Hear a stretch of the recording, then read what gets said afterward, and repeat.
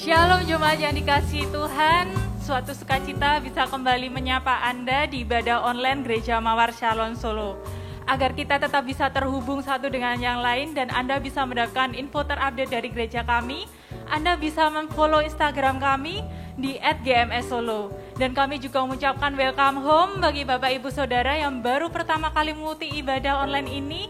Kami mengundang Anda sekalian untuk bergabung bersama komunitas rohani kami, yaitu CG atau Connect Group, di mana kita bisa bertumbuh bersama dan menemukan keluarga kedua di dalam Kristus. Dan bagi Bapak Ibu Saudara yang memerlukan informasi lebih lanjut mengenai CG, bisa menghubungi kami di nomor handphone yang sudah tertera di layar Anda. Dan bagi Bapak Ibu Saudara yang rindu untuk memberikan persembahan, baik persembahan kasih maupun perpuluhan, bisa dilakukan dengan cara mentransfer ke nomor rekening yang sudah tertera di layar Anda, dan bisa juga dilakukan dengan cara scan QR Code yang sudah ada di layar Anda juga. Dan mari kita sama-sama persiapkan hati kita. Kita mau mengikuti ibadah ini. Sebelumnya kita mau bersama-sama masuk di dalam doa. Tuhan, kami ucap syukur Tuhan untuk kesempatan hari ini. Kami juga mengucap syukur Tuhan untuk berkat-Mu, serta kasih-Mu yang tidak pernah berhenti dalam hidup kami. Saat ini Tuhan, kami mau mempersiapkan hati serta diri kami Tuhan untuk masuk lebih lagi Tuhan di dalam hadirat-Mu. Kami mau membawa Tuhan setiap persembahan kami, kiranya Engkau berkati setiap tangan-tangan yang memberi Tuhan, Engkau juga berkati Tuhan orang yang mengelola persembahan ini. Biarlah persembahan ini Tuhan semakin mengharumkan nama-Mu baik di bumi maupun di surga. Terima kasih Tuhan, hanya di dalam satu nama Tuhan Yesus Kristus kami telah berucap syukur. Haleluya, amin.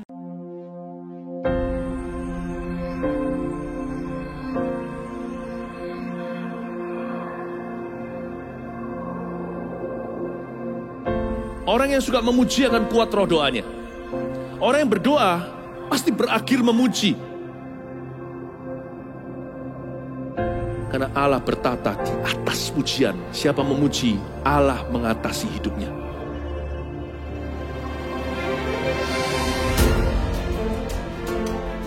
The Year of Praise, tahun pujian menjadi sebuah petualangan yang tiada dua. Menjadi sebuah pelajaran hidup yang langsung dari Kristus. Menjadi sebuah pengalaman yang indah. Waktu kita memuji Tuhan, seluruh kerajaan itu berdiri di sampingmu. Waktu kita memuji, seluruh kerajaan Allah dan kereta-kereta yang tidak kelihatan berkuda dan berapi-api itu berada di kanan kiri. Semakin fisik kita lemah, roh kita semakin memuji Tuhan. Semakin jasmani kita terbatas, semakin rohani kita tidak boleh dibatasi.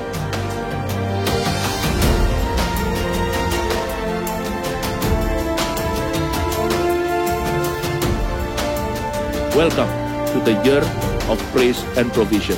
Mari kita mengizinkan Tuhan merajut rancangan yang belum pernah kita bayangkan.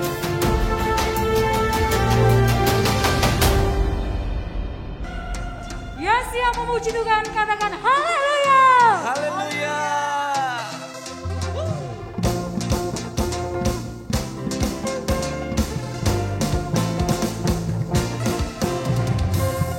Memuji namamu, bermazmur bagimu, kota benteng yang teguh, Allah kekal.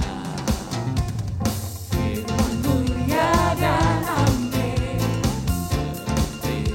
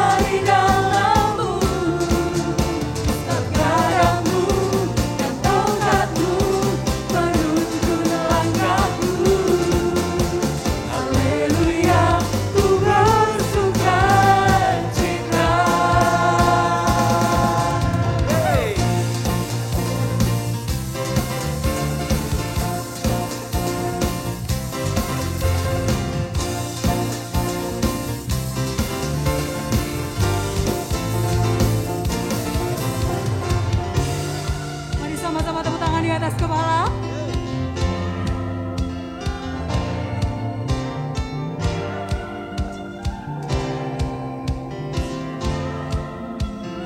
Sama-sama katakan, ya dan amin, ya dan amin, ya dan amin, ya dan amin, ya dan amin,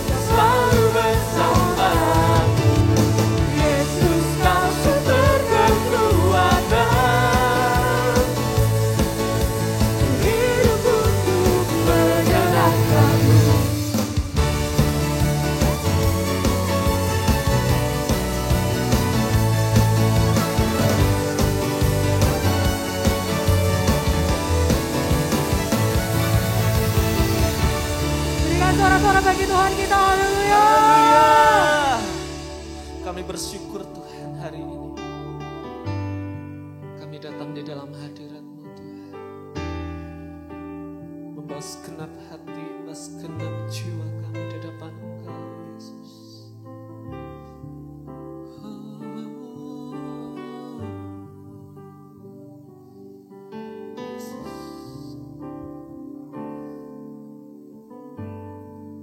Ku masuk ke hadirat-Mu, di tempat kudus-Mu Tuhan. Tiada kata-kata selain puji dan sembah.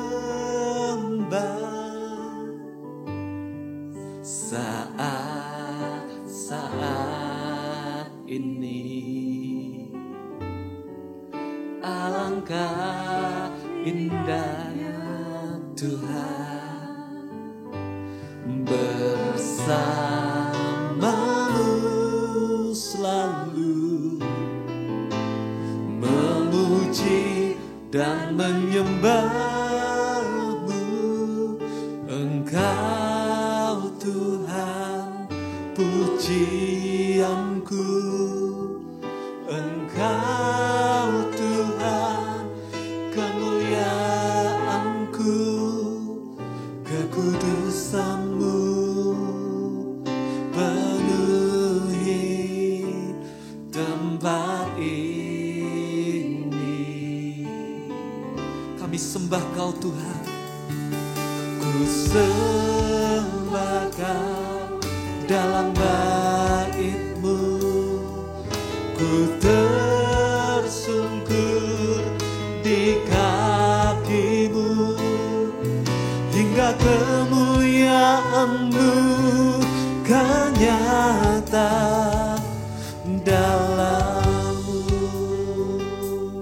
Kami rindu Engkau Tuhan saat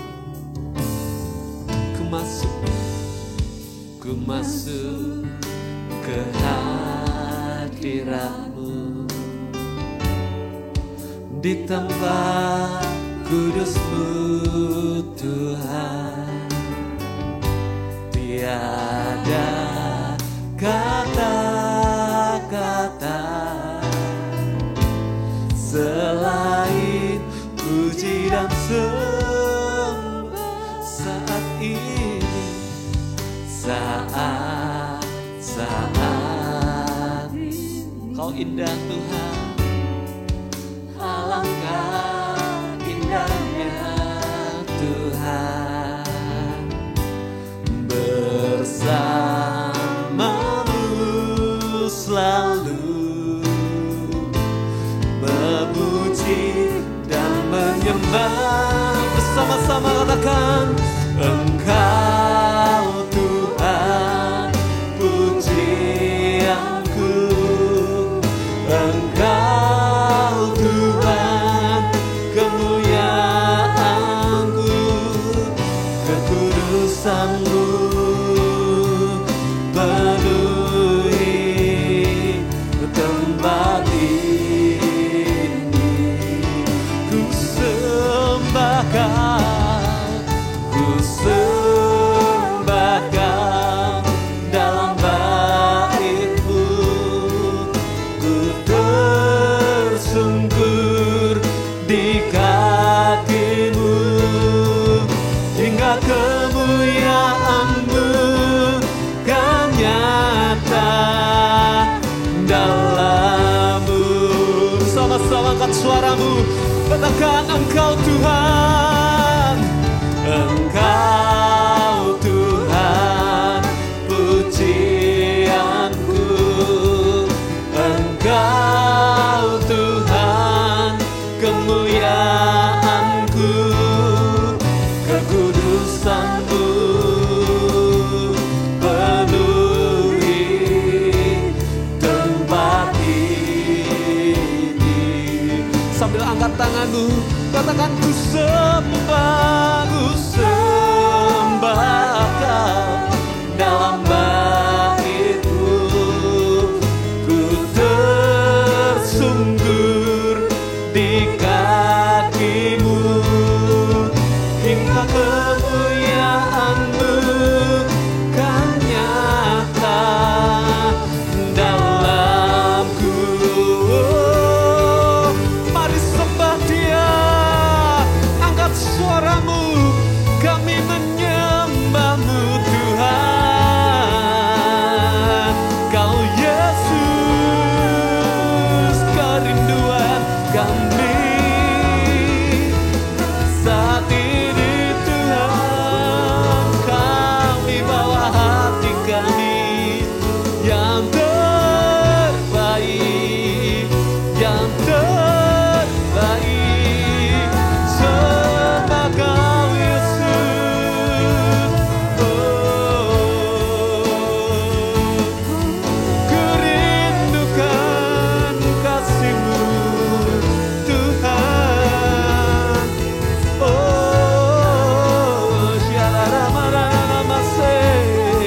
Haleluya. Sambil angkat tanganmu, angkat suaramu, Engkau Tuhan, Engkau Tuhan, pujianku.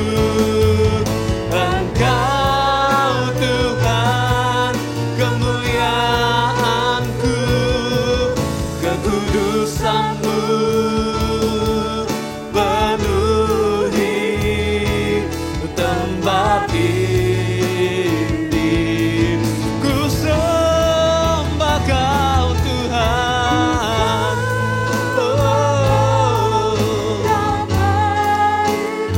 Ku tersungkur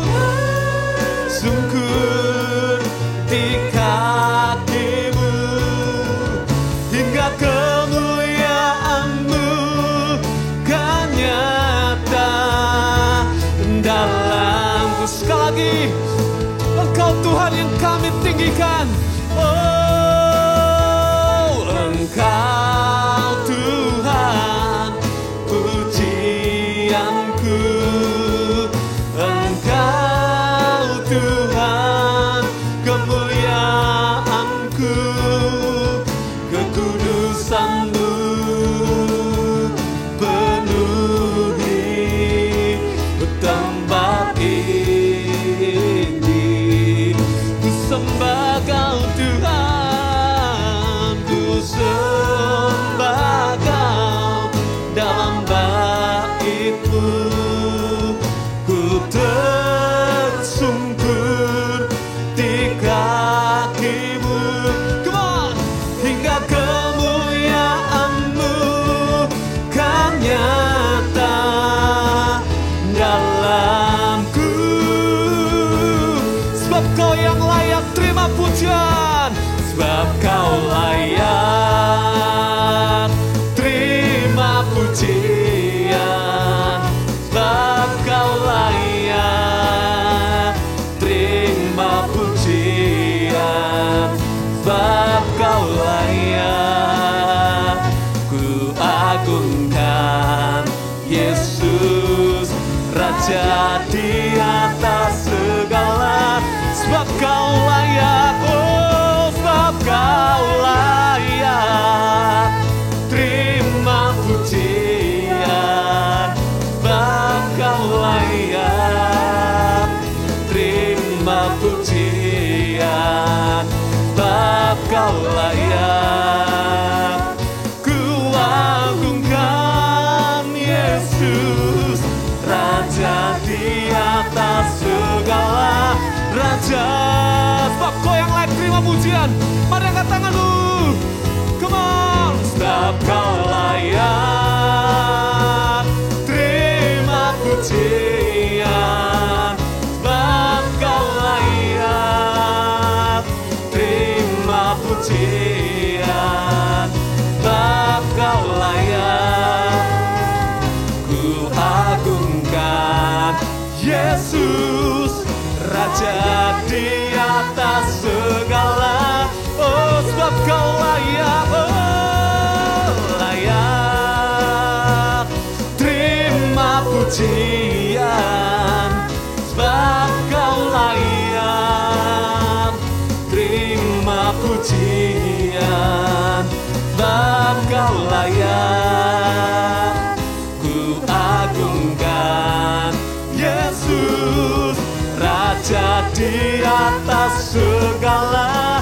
Raja, Kau Raja Tuhan, Raja di atas segala. Raja Yesus, Kau Raja, Raja di atas segala.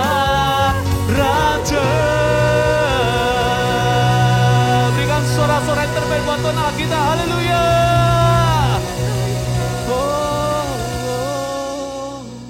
Dan sungguh kemerdekaan itu ada dan nyata di dalam kehidupan kami oleh karena kasih anugerah Yesus Kristus Tuhan. Sehingga setiap kami boleh berkarya di dalam kehidupan ini dengan maksimal. Dan rancangan Tuhan digenapkan atas setiap kami umat-Mu. Dan nama Yesus tinggal permuliakan. Terpuji nama-Mu berbicara kepada setiap kami. Dan pengurapan Roh Kudus itu mengalir atas setiap kami umat-Mu. Di dalam nama Tuhan Yesus kami berdoa dan ucap syukur bersama-sama, katakan amin. Shalom Bapak Ibu yang terkasih di dalam Tuhan. Ya, senang sekali untuk kita boleh bersama-sama kembali. Ya, dan tema firman Tuhan kali ini adalah merdeka atau bebas dari kutuk. Ya, biar firman Tuhan ini menutup akan tema bulan Agustus ini, yaitu tema tentang kemerdekaan. Ya, nah, saudara, Yesus datang ke dunia itu membawa akan kelepasan. Setiap kita orang percaya, kita mengamini akan hal ini, saudara. Di mana Yesus melepaskan akan setiap kita dari belenggu dan ikatan maupun tipu daya daripada musuh, yaitu daripada iblis. Nah, saudara, orang Kristen yang lahir baru itu tidak dapat kerasukan. Artinya, saudara, seorang anak Tuhan yang rohnya ya itu sudah dikuduskan, di mana Roh Kudus tinggal di dalam kehidupan kita dan kita mengalami kelahiran baru, maka rohnya itu tidak pernah bisa dikuasai secara total atau didiami oleh roh jahat. Karena ada pribadi Roh Kudus yang berkuasa, pribadi Roh Kudus yang memimpin akan setiap kehidupan kita anak Tuhan. Katakan amin. Tetapi satu hal yang perlu untuk kita tahu dan kita pahami, saudara. Karena tubuh dan jiwa manusia itu belumlah sempurna. Maka itu menyebabkan orang Kristen masih dapat dipengaruhi atau diikat oleh roh jahat, saudara. Nah, melalui setiap peristiwa keadaan yang terjadi dalam setiap perjalanan kehidupan akan kita di setiap hari, maka itu bisa memicu dan itu bisa membuat orang yang membuka ruang dalam kehidupannya itu diikat oleh kuasa kegelapan. Yaitu ketika oleh satu peristiwa, oleh satu keadaan, dia membiarkan kekecewaan itu memenuhi hidupnya, dia membiarkan akan hatinya ya luka, bahkan akhirnya hatinya dipenuhi dengan amarah, dendam. Apalagi kalau itu dibiarkan ada terus di dalam kehidupannya, maka itu bisa menjadi media untuk iblis itu mengikat akan kehidupan akan orang tersebut. Nah, saudara, ikatan itu ada tarafnya, ya, ada levelnya. Hal yang sama kalau saudara secara fisik, secara jasmani, Anda diikat dari ujung kaki sampai kepala, saudara. Maka saudara tidak bisa melepaskan diri Anda sendiri dari ikatan. Anda membutuhkan yang namanya bantuan daripada orang lain. Anda membutuhkan orang lain untuk menolong saudara. Nah, saudara, memang tidak setiap ikatan itu harus selalu dilepaskan oleh orang lain. Karena itu tergantung akan tarafnya. Hal yang sama dengan ikatan kuasa kegelapan yang membelenggu akan jiwa atau kehidupan seseorang. Tetapi satu hal yang pasti, saudara, ketika seseorang membiarkan akan hatinya dikuasai oleh dosa terus-menerus, maka itu akan menjadi undangan untuk setan itu masuk dan menguasai akan hidup orang tersebut. Itu sebabnya firman Tuhan berkata untuk kita ini mengerjakan akan pertobatan kita. Untuk kita hidup di dalam pertobatan. Nah, salah satu janji kelepasan yang Tuhan sediakan buat setiap kita, itu adalah janji untuk setiap orang percaya itu dibebaskan, lepas dari kutuk keturunan. Ya, untuk kita menjadi orang Kristen, anak-anak Tuhan, orang percaya yang mengalami kemerdekaan untuk hidup kita ini bisa bukan hanya dipulihkan, tapi hidup kita ini bisa maksimal. Untuk kita ini berkarya untuk melakukan sesuatu yang besar di dalam kehidupan kita. Dan nama Yesus tinggal dipermuliakan atas hidup kita. Yang sepakat katakan amin. Nah, saudara, apa yang dimaksud dengan kutuk keturunan? Kutuk keturunan itu adalah suatu kesalahan yang akan bertambah kekuatannya dari satu generasi ke generasi berikutnya dan akan berpengaruh terhadap anggota keluarga yang lain. Kita lihat terlebih dahulu satu bagian firman Tuhan di dalam Ulangan pasal yang ke-5 ayat yang ke-7 sampai ke-9. Demikianlah firman Tuhan. Jangan ada padamu Allah lain di hadapanku. Jangan membuat bagimu patung yang menyerupai apapun yang ada di langit, atau yang ada di bumi ini, atau yang ada di dalam air di bawah bumi. Ayat yang ke-9. Jangan sujud, menyembah kepadanya atau beribadah kepadanya. Sebab aku Tuhan Allahmu adalah Allah yang cemburu, yang membalaskan kesalahan bapa kepada anak-anaknya, dan kepada keturunan yang ketiga dan keempat dari orang-orang yang membenci aku. Saudara, dengan jelas sekali kutuk keturunan itu diakibatkan karena penyembahan berhala. Firman Tuhan berkata, jangan ada padamu Allah lain di hadapanku. Setiap kita harus menempatkan, menjadikan Tuhan menjadi pribadi satu-satunya dan yang utama di dalam kehidupan kita. Saudara, berhala itu bukan hanya berbicara tentang menyembah patung. Tapi berhala itu berbicara tentang sesuatu yang Anda atau seorang tempatkan dalam hidupnya, itu melebihi pribadi Tuhan, menjadi yang utama, menggeser akan pribadi Tuhan. Ya, nah, saudara, fenomena kutuk keturunan itu adalah di mana satu orang melakukan dosa-dosa tertentu dan dosa tersebut tidak pernah diselesaikan sampai perbuatan dosa-dosa itu menjadi suatu gaya hidup dalam kehidupan orang tersebut.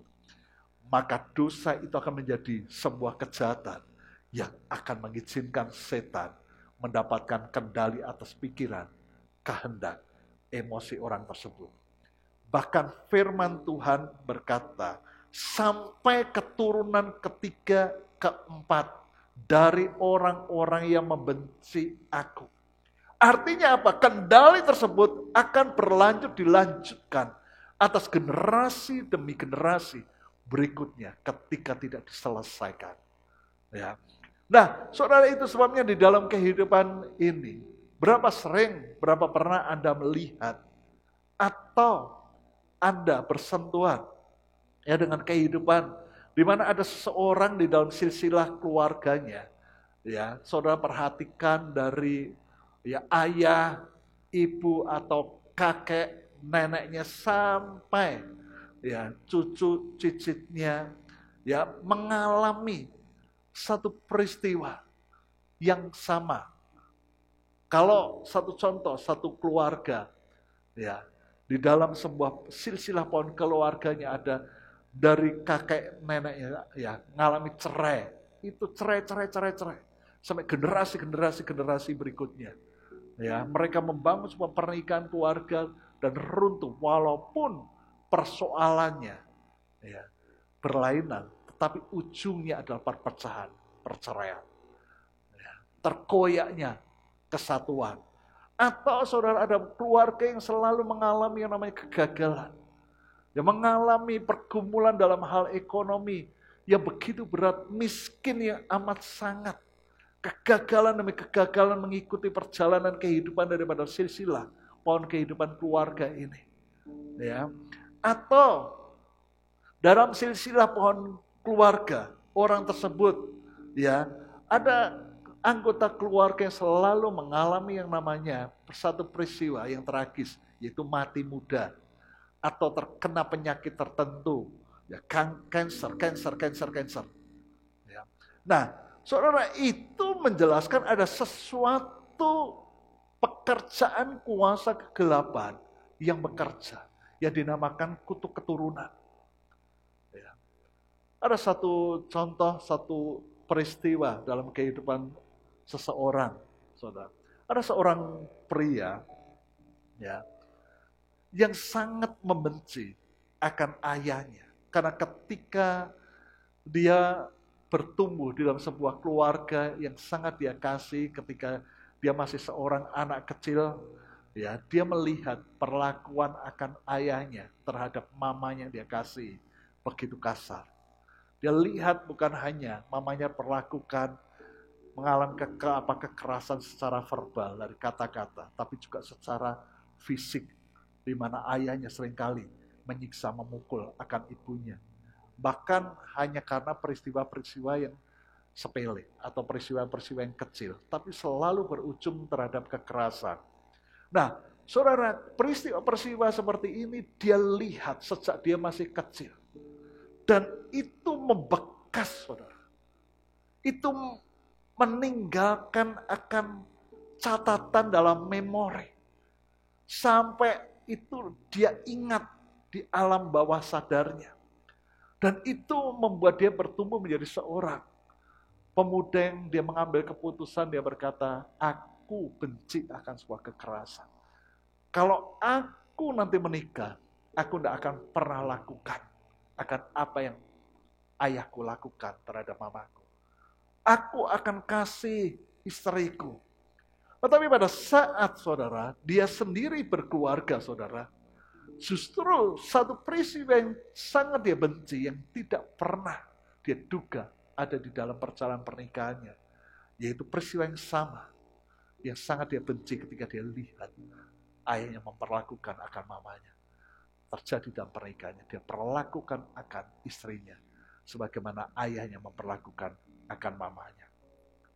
Saudara, mungkin dia membenci tindakannya ketika dia melakukan akan hal tersebut. Dia menyesal akan apa yang dia lakukan. Tetapi satu hal, saudara, karena ini dosa, ada spirit yang bekerja, ada kutuk yang mengikat, maka kekuatan dan kesadaran dirinya sendiri tidaklah cukup untuk menghentikan kecenderungan yang ada di dalam dirinya untuk melakukan tindakan kekerasan tersebut. Surah Keluaran pasal yang ke-34 ayat yang ke-7 berkata seperti ini. Yang meneguhkan kasih setianya kepada beribu-ribu orang yang mengampuni kesalahan, pelanggaran, dan dosa. Tetapi tidaklah sekali-kali membebaskan orang yang bersalah dari hukuman. Perhatikan, yang membalaskan kesalahan bapa kepada anak-anaknya dan cucunya, kepada keturunan yang ketiga dan keempat. Saudara perhatikan, ya, firman Tuhan ini sangat penting untuk kita mengerti. Di mana ada penekanan firman Tuhan dikatakan kesalahan bapa kepada anak-anaknya. Saya perhatikan kalimat kesalahan bapa. Alkitab itu memberikan contoh serta gambaran yang jelas akan hal ini. Kesalahan bapa yang berdampak kepada anak-anak dan cucu, bahkan kepada keturunan yang ketiga dan yang keempat. Ketika itu tidak dibereskan, diselesaikan. Saudara lihat di dalam Kejadian pasal yang ke-12, nanti saudara bisa baca. Ya, Kejadian 12 ayat yang ke-10 sampai yang ke-20 secara khusus. Itu mengisahkan ketika Abram di Mesir, saudara. Satu kali ketika kelaparan melanda akan Kanaan, saudara.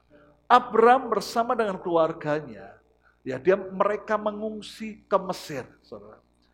Ketika di Mesir, satu peristiwa kesalahan yang besar, yang berakibat dosa besar, Abraham lakukan, saudara.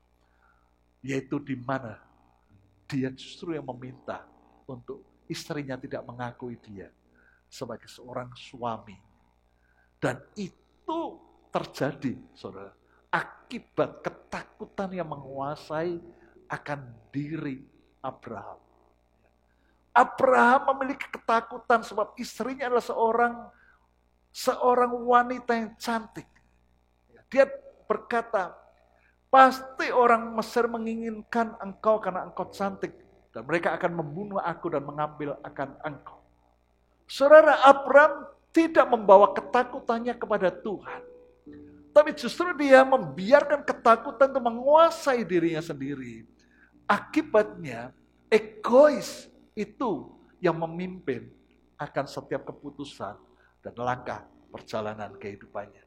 Sehingga akibatnya, saudara, hampir saja melalui dosa Abraham, rencana Tuhan yang besar melalui hidup Abraham dan keluarganya itu dapat tergagalkan. Saudara bisa lihat ayat yang 12-13 itu menjelaskan bagaimana Abraham membiarkan ketakutan itu menguasai dirinya sendiri.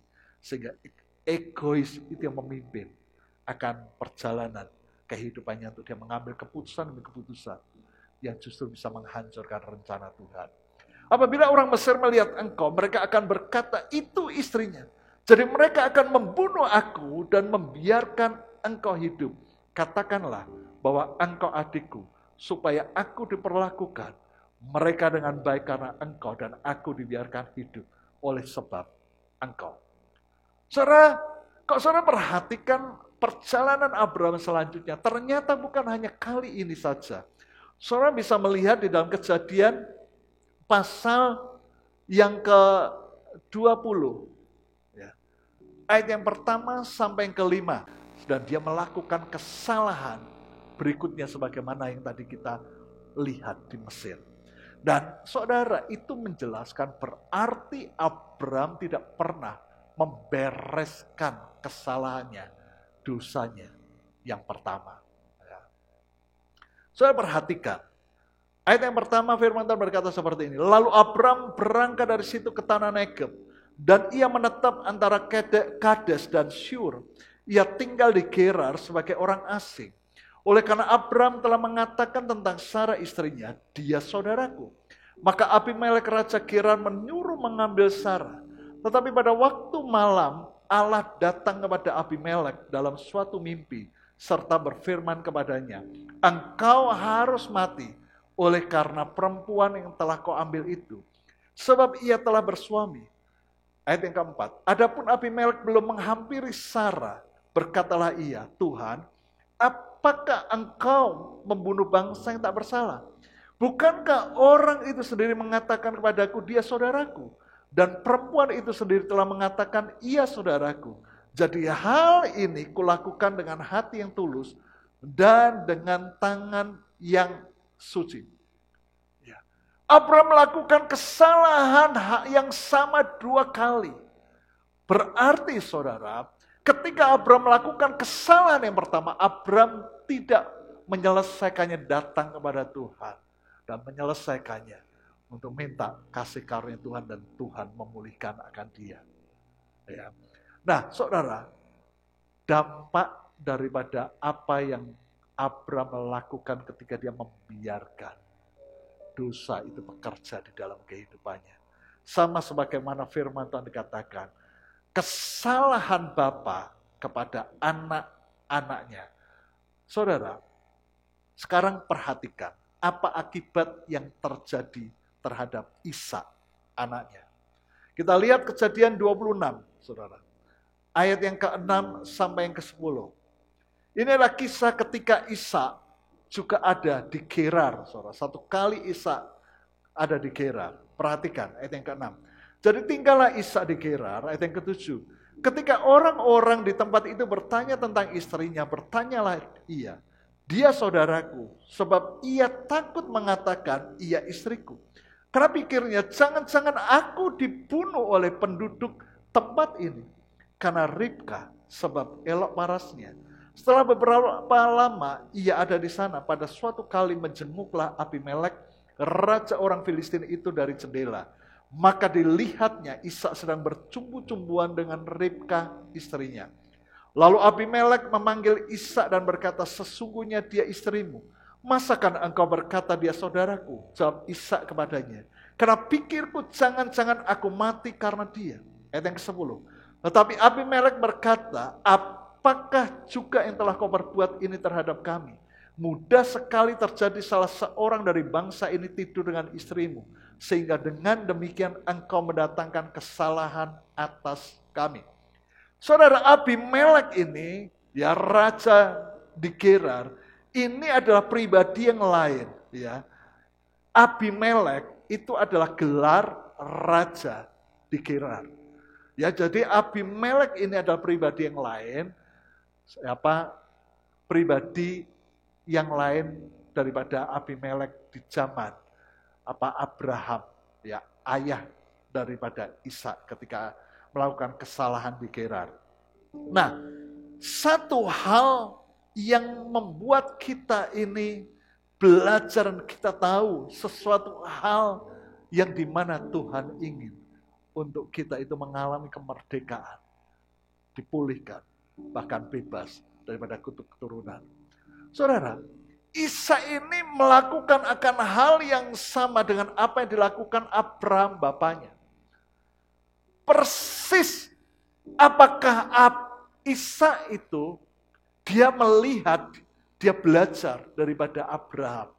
Sehingga dia lakukan akan hal yang sama. Kok saudara perhatikan, ya, di pasal 21, Ishak itu baru lahir. Abraham melakukan kesalahan itu di pasal yang ke-20. Ya, artinya saudara, ketika Abraham melakukan kesalahan tersebut, Ishak belum lahir. Ishak tidak pernah melihat. Tapi yang menjadi pertanyaan, mengapa Ishak bisa lakukan akan hal yang sama? Inilah yang firman Tuhan mau untuk kita belajar. Dosa itu kalau diberi ruang, saudara, dosa itu menghancurkan akan kehidupan orang, seseorang dengan begitu luar biasa. Saudara, yang menjadi pertanyaan, mengapa hal ini bisa terjadi atas seseorang? Inilah yang disebut kesalahan atau kejahatan yang ditransfer dari seorang ayah. Saudara, apabila seorang bapak atau seorang ayah itu berbuat kejahatan dan dia tidak membereskan, dia tidak mengakuinya dan dia ada di dalam sebuah pertobatan, dia hidup dalam pertobatan yang benar, maka kejahatan tersebut akan diteruskan kepada generasi sebelum seterusnya, yang dimana firman Tuhan katakan kepada anak-anak dan kepada cucu-cucu. Saudara, kejahatan ini dalam bahasa Ibrani, dalam bahasa Ibrani disebut, ditulis dengan avon. Ya, avon ini memiliki arti kecenderungan untuk berbuat dosa. Dosa yang tidak diakui dan diselesaikan sehingga itu akan berakibat mendatangkan dosa yang sama berikutnya, saudara. Nah, saudara, kejahatan ini diteruskan melalui seorang bapak, seorang ayah. Ya. Mengapa? Karena ayah itu adalah kepala. Firman Tuhan berkata dalam 1 Korintus 11, ayat yang ketiga berkata seperti ini. Tetapi aku mau supaya kamu mengetahui hal ini, yaitu kepala dari tiap laki-laki ialah Kristus. Perhatikan, kepala dari perempuan ialah laki-laki, dan kepala dari Kristus ialah Allah. Saudara, kata kepala di sini dalam bahasa Yunaninya itu memiliki arti sumber. Saya ingin menekankan kepada setiap kita, ya, para ayah, bapak, suami, Anda itu adalah kepala. Anda dan saya adalah sumber.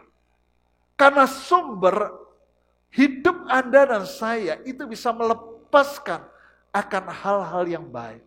Melalui hidup kita itu kita bisa melepaskan dan mengalirkan akan berkat kepada orang-orang yang Tuhan percayakan dalam kehidupan kita untuk kita kasih. Generasi yang Tuhan percayakan dalam kehidupan kita. Tetapi juga sebaliknya, saudara, kita ini juga bisa melepaskan akan hal-hal yang buruk.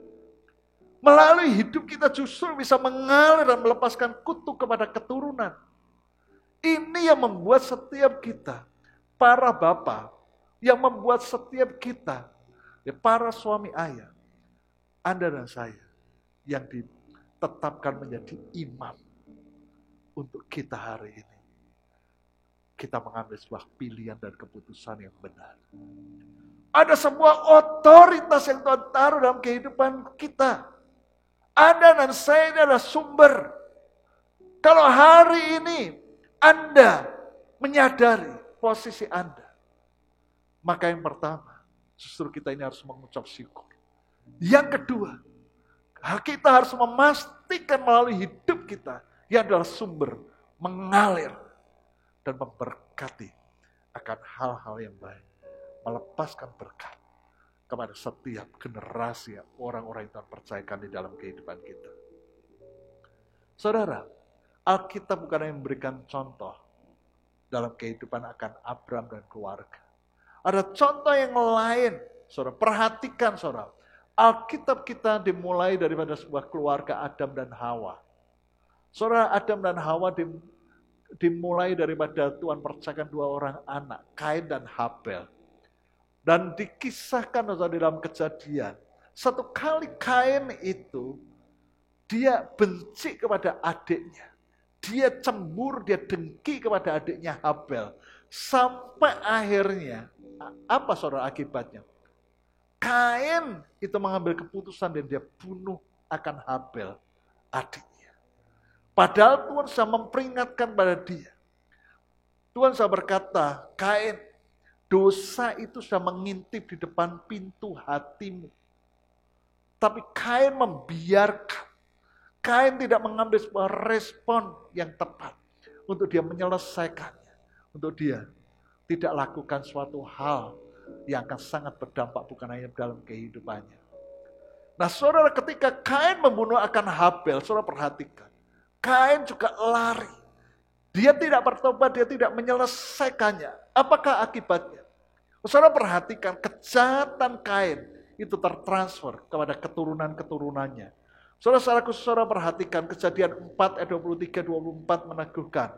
Firman Tuhan berkata seperti ini. Berkatalah Lamek kepada kedua istrinya itu, Ada dan Sila, dengarkanlah suaraku, hai istri-istri Lamek, pasanglah telingamu kepada perkataanku ini. Aku telah membunuh seorang laki-laki karena ia melukai aku, membunuh seorang muda karena ia memukul aku sampai bengkak. Perhatikan ayat 24. Sebab jika Kain harus dibalaskan 7 kali lipat, maka Lamek 77 kali lipat. Peristiwa yang sama terjadi dalam kehidupan akan keturunan Kain, Lamek, yang menjadi seorang pembunuh.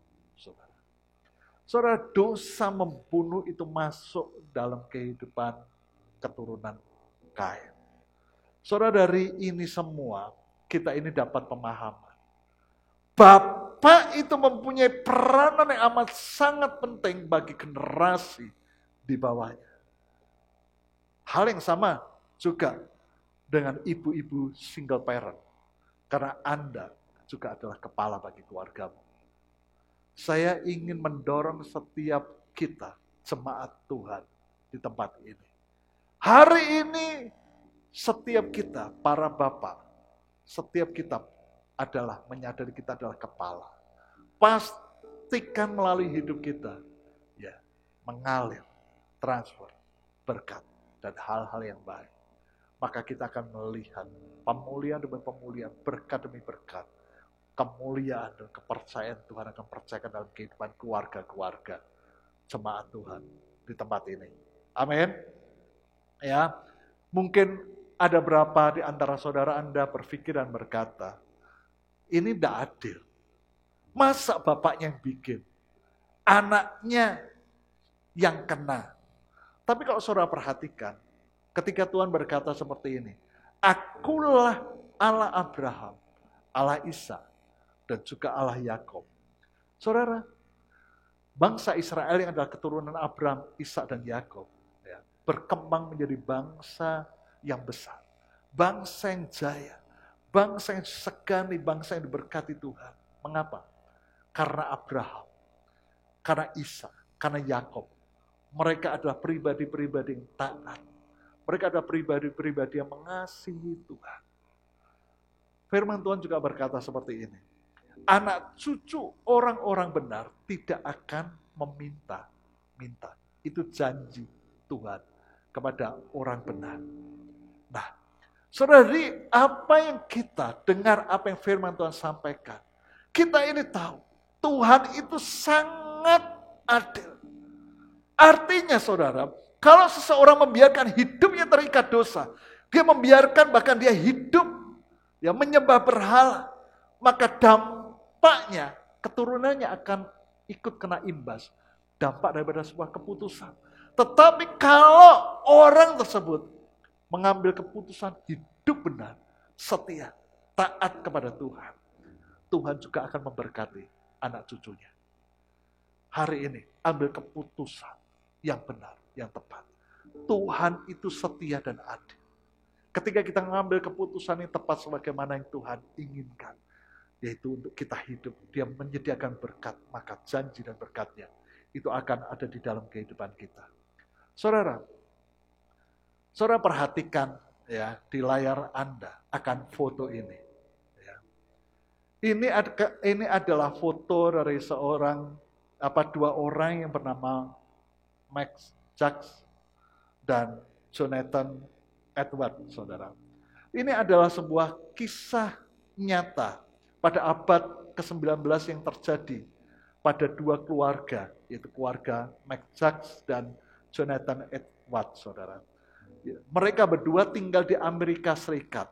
Dan apa yang terjadi pada dua keluarga besar ini menggambarkan akan kuasa kutuk keturunan. Sebaliknya juga menggambarkan akan pilihan seseorang ketika mengambil keputusan hidup benar di hadapan Tuhan. Maka kasih karunia, berkat Tuhan itu mengalir atas semua orang-orang yang dia kasihi. Nah, saudara, Max Jacques ini adalah seorang ateis yang menikah dengan seorang wanita yang tidak mengenal Tuhan. Biasanya seperti itu, saudara. Ya. Nah, saudara, dari sekitar 560 keturunannya ketika ditelusuri, saudara, perhatikan. 300 orang keturunannya mati sebagai pengemis. Ini sungguh sesuatu yang ironis, tapi tidak berhenti sampai di situ.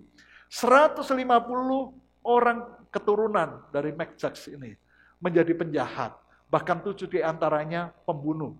Dan 100 orang yang lain terkenal sebagai pemabuk. Dan sebagian keturunannya yang perempuan, mereka menjadi pelacur, saudara. Saudara, keturunan daripada Max Jacques adalah orang-orang yang hancur hidupnya.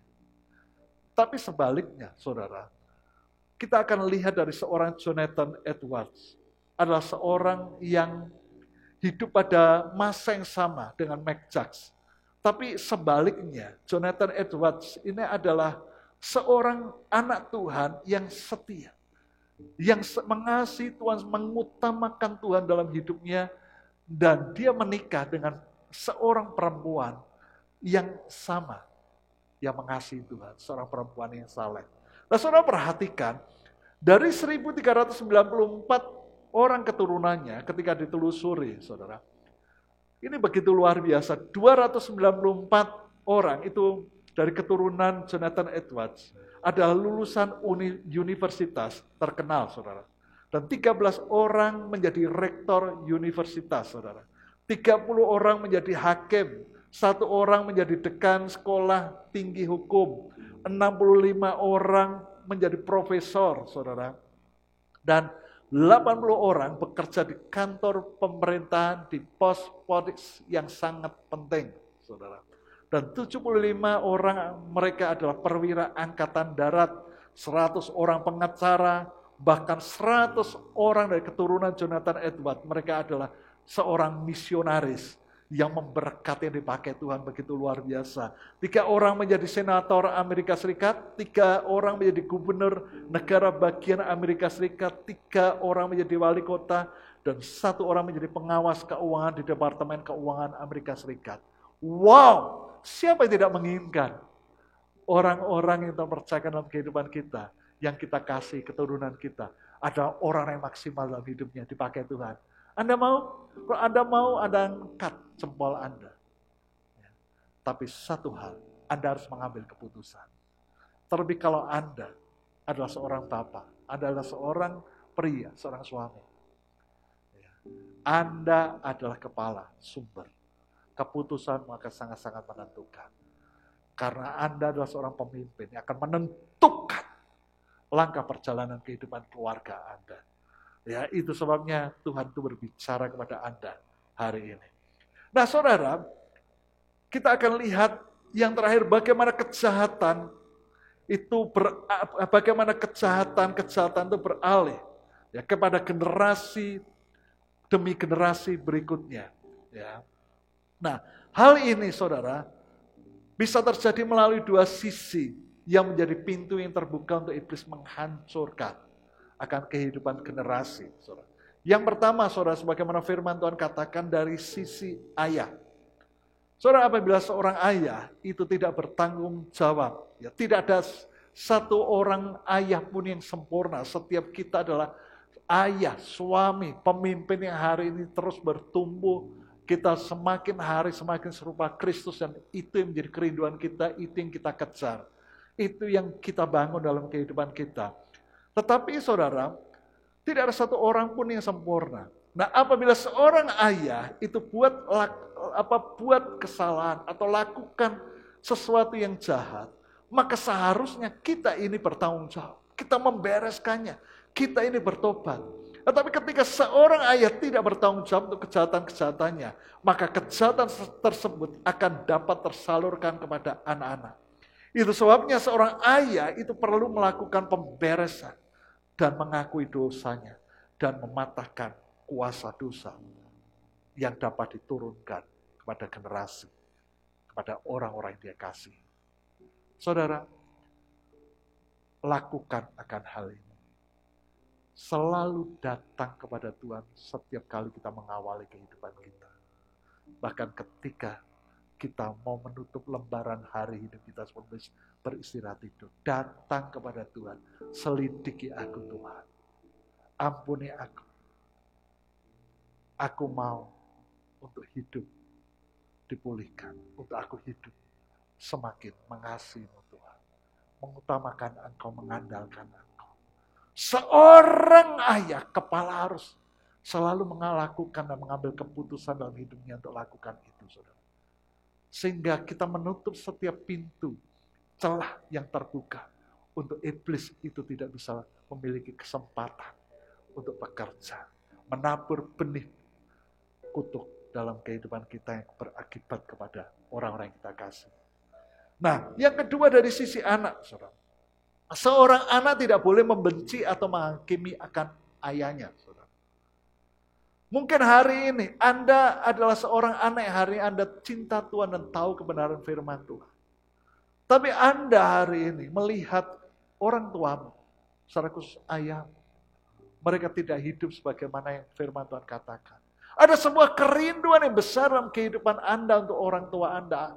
Iya, mereka bertobat dan mengenal Tuhan. Anda mungkin dalam perjalanannya Anda mengalami akan hal-hal yang tidak pernah Anda harapkan dari orang tua Anda, secara khusus ayah Anda.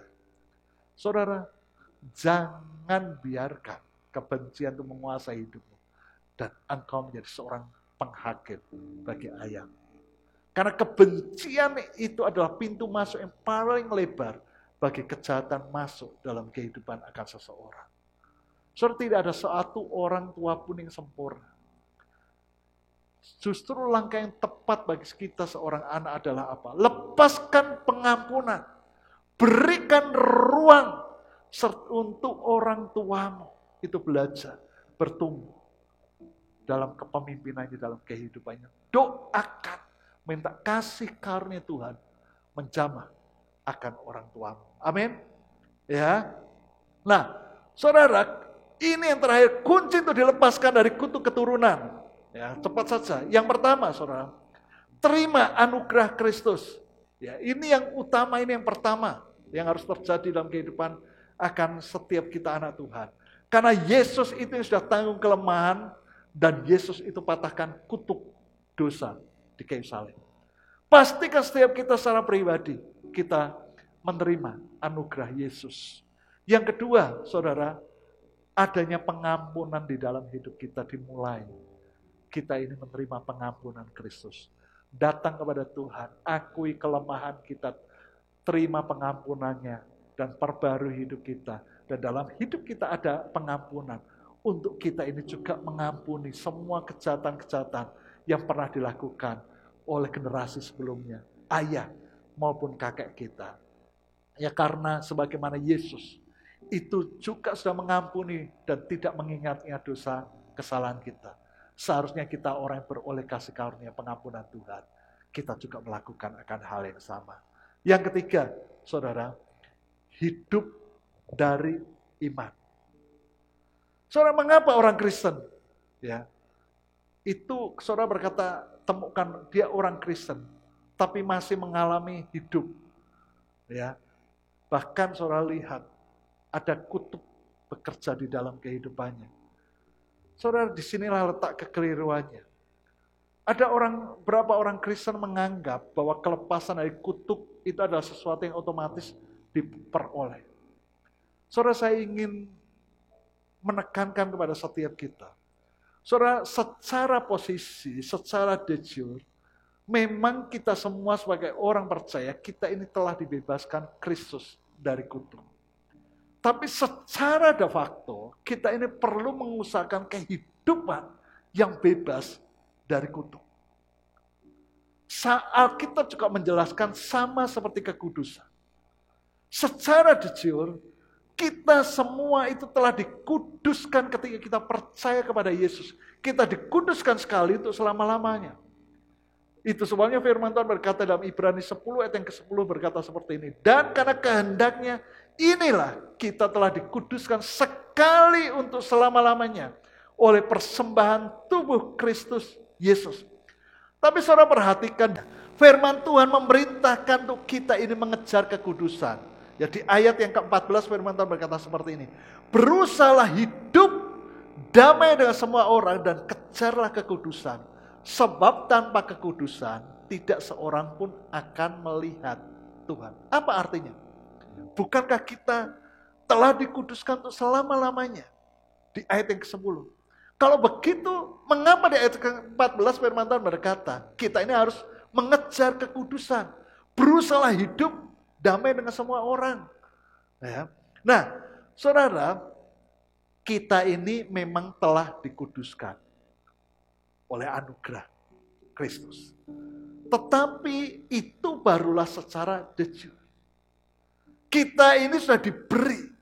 Kita ini sudah memiliki hati yang baru. Hati yang rindu untuk hidup di dalam kekudusan. Hati yang rindu dan sanggup untuk melakukan akan firman Tuhan. Tetapi secara de facto, Anda dan saya sebagai orang yang percaya, kita ini harus mengejarnya setiap hari. Di mana Anda dan saya mengambil ketetapan keputusan untuk kita ini hidup dalam ketaatan. Hidup di dalam kekudusan. Nah, hal yang sama untuk mengalami kelepasan dari kutuk keturunan secara de facto adalah hidup dalam iman. Ketika kita menerima Tuhan Yesus secara de jure, otoritas kuasa pembebasan dari segala macam kutuk itu sudah Tuhan berikan dalam kehidupan kita. Ketika kita hidup dalam iman, kita pakai otoritas yang Tuhan berikan, maka itu akan membuat kita ini hidup di dalam janji dan berkat Tuhan. Ya, karena orang yang hidup di dalam iman, dia adalah orang yang selalu melekat, mengandalkan dan melakukan apa yang Kristus kehendaki. Karena dia bukan hidup dengan perasaannya, keinginannya. Bukan hidup dengan apa yang dia lihat, tapi dia hidup dengan iman. Dia selalu mencari kehendak Tuhan, hatinya hidupnya selalu melekat dan fokus kepada pribadi Tuhan. Itu sebabnya Galatia 3 ayat yang 9 berkata seperti ini. Jadi mereka yang hidup dari iman, mereka lah yang diberkati bersama-samaan dengan Abraham yang beriman. Sebagaimana Abraham mengambil keputusan dalam hidupnya untuk dia akhirnya membangun hidupnya di dalam iman kepada Tuhan. Amin. Mari kita datang kepada Tuhan. Sungguh kami bersyukur, kami berterima kasih Tuhan. Biar di akhir minggu bulan Agustus ini, setiap kami benar-benar adalah orang hari ini. Kami mengalami kemerdekaan di dalam Kristus. Setiap kami menjadi orang-orang yang bisa membangun kehidupan kami sebagai anak Tuhan di dalam kehendak rencana Tuhan dengan kemerdekaan. Untuk kami boleh bersuka cita bersyukur. Melalui hidup kami mengalir akan berkat dan hal-hal yang baik. Karena kami adalah sumber. Itu sebabnya kami bersyukur. Karena dalam hidup kami Tuhan percayakan sesuatu yang besar. Mari tolong kami Roh Kudus. Terima kasih Tuhan Yesus. Yesus Tuhan ditinggikan, dimuliakan dan naik ke surga. Dia berikan Roh Kudusnya, menguatkan dan menolong selalu. Sungguh ku rindu bersekutu denganmu selamanya. Allah Roh Kudus, oh Allah Roh Kudus, jamah hatiku dengan urapanmu. Rindu selalu dekat denganmu, tinggal di hadiratmu.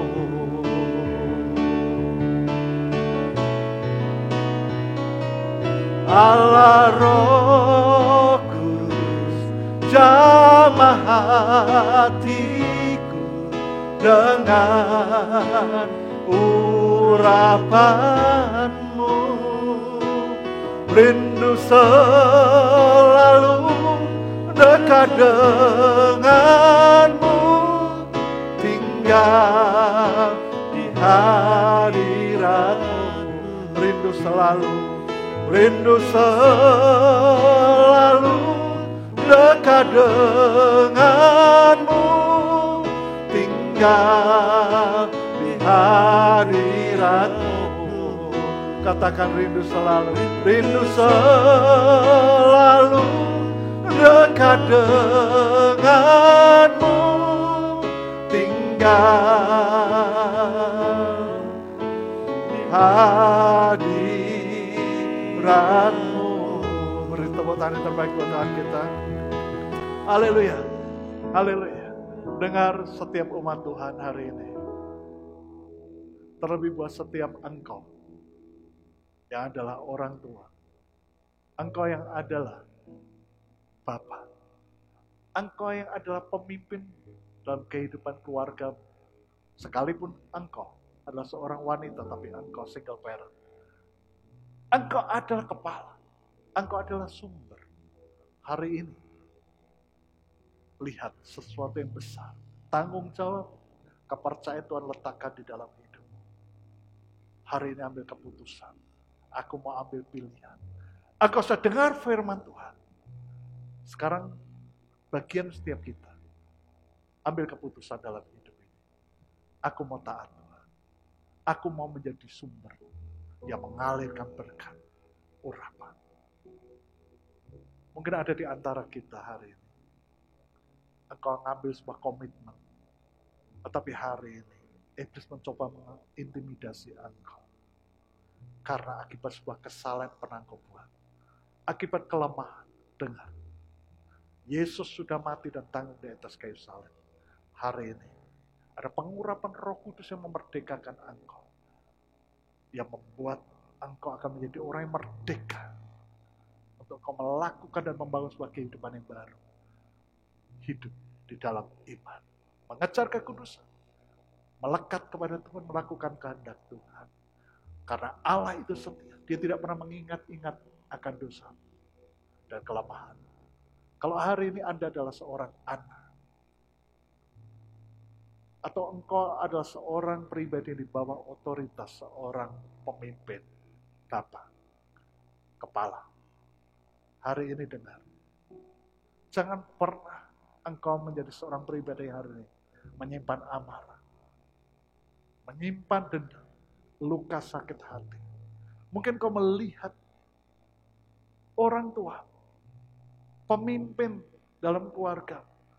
Tidak seperti apa yang firman Tuhan katakan yang kau inginkan. Tapi hari ini, ambil keputusan. Tutup setiap pintu yang terbuka. Untuk iblis tidak memiliki kesempatan untuk menabur benih kutuk di dalam kehidupan Anda. Hari ini ambil keputusan. Bahwa kutuk pekerjaan kuasa gelap itu putus dalam kehidupan keluargamu. Di dalam melalui hidupmu. Bahkan engkau mengambil keputusan hari ini. Menjadi orang yang memberkati. Menjadi seorang anak anggota keluarga. Memberkati akan ayah, suamimu. Sehingga engkau melihat kasih karunia Tuhan turun atas kehidupan seluruh anggota keluarga, atas suamimu, atas orang tuamu. Sehingga keluargamu dipakai Tuhan begitu luar biasa. Kau akan lihat orang-orang yang dibawa, generasi yang dibawa dalam kehidupanmu, orang-orang yang kau kasih, akan menjadi orang-orang yang luar biasa. Sebab Anda mengambil keputusan yang benar dan tepat. Untuk Anda bangkit menjadi orang yang luar biasa, melakukan kehendak Tuhan. Mari sembah Tuhan, bangun manusia rohmu. Syakaramataka hataka syakaramataka ramataka. Syanamataka hataka senamataka hataka syakaramataka hataka seramataka ramataka ramataka ramataka. Serararararararararamaso. Rabayase. Kinararararamaso. Syakaramataka hataka syakaramataka. Hataka syakaramataka ramataka. Darah Kristus yang tertumpah di Kalvari, darah yang kudus, darah yang membebaskan dan memerdekakan engkau, membasuh engkau, buka hidupmu, buka hatimu untuk Tuhan, dan katakan, Tuhan, basuh hidupku dengan darahmu yang kudus, ampuni aku, jamah aku, lawat aku, Roh Kudus, penuhi aku dengan rohmu dan pimpin hidupku. Syakaramataka hataka sakaramataka. Hambamu berdoa Tuhan buat setiap umatmu, sekalipun kami tempat yang berbeda, tapi ketika mereka hari ini datang kepadamu, mereka mengangkat tangan mereka dengan setiap pergumulan dan kerinduan, komitmen yang ada di hati mereka. Hambamu berdoa demi nama Tuhan Yesus, pengurapanmu mengalir atas mereka, jamah mereka Roh Kudus. So, pengurapanmu memerdekakan mereka, dan di dalam nama Yesus setiap belenggu pekerjaan kuasa kegelapan dan kutuknya, aku ikat dan patahkan kuasamu. Aku menghardik engkau dari kehidupan setiap umat Tuhan demi nama Yesus. Dan di dalam nama Tuhan Yesus aku melepaskan berkat atas umat Tuhan demi nama Tuhan Yesus. Kasih damai sejahtera, kemurahan, kebajikan kepada Tuhan mengalir memenuhi hidupmu, untuk engkau dipakai Tuhan melalui hidupmu menghadirkan kerajaan Allah di tengah-tengah keluarga. Melalui hidupmu engkau menghadirkan damai, kasih, dan kebaikan atas setiap orang-orang yang kau kasihi. Terima kasih Tuhan Yesus. Allah Roh Kudus, jamah hatiku dengan urapanmu. Rindu selalu dekat denganmu, tinggal di hadiratmu. Mari kita angkat kedua tanganmu kepada Tuhan. Sebab Tuhan mengasihi engkau. Sebab engkau dipilih menjadi umat kesayangannya. Bahkan Tuhan mengarahkan wajahnya kepada setiap Anda oleh karena kasih. Dan dalam semainya, sukacitanya, kemurahan senantiasa memenuhi hidup. Bahkan Dia mengedahkan kedua tangannya memberkati engkau. Diberkatilah setiap engkau, umat pilihan Tuhan, umat yang dikasih. Diberkati kesehatan, diberkati setiap area kehidupan. Apapun yang engkau rencanakan, kau bangun di dalam pengharapan dalam imanmu kepada Kristus. Maka Tuhan senantiasa campur tangan membuatnya menjadi berhasil. Sebab Dia yang memberikan kepada Anda kesanggupan dan keberhasilan, berkat yang limpah di dalam hidup oleh karena kasih anugerahnya di dalam Yesus Kristus Tuhan.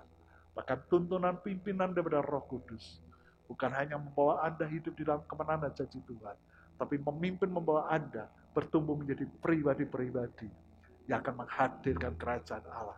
Melalui hidupmu mengalir kebaikan dan berkat dan perkara-perkara surgawi bagi setiap orang-orang yang kau kasih dimanapun Anda berada. Sampai kesudahan zaman. Di dalam nama Yesus bersama-sama katakan, amin. Tuhan Yesus memberkati. Indonesia.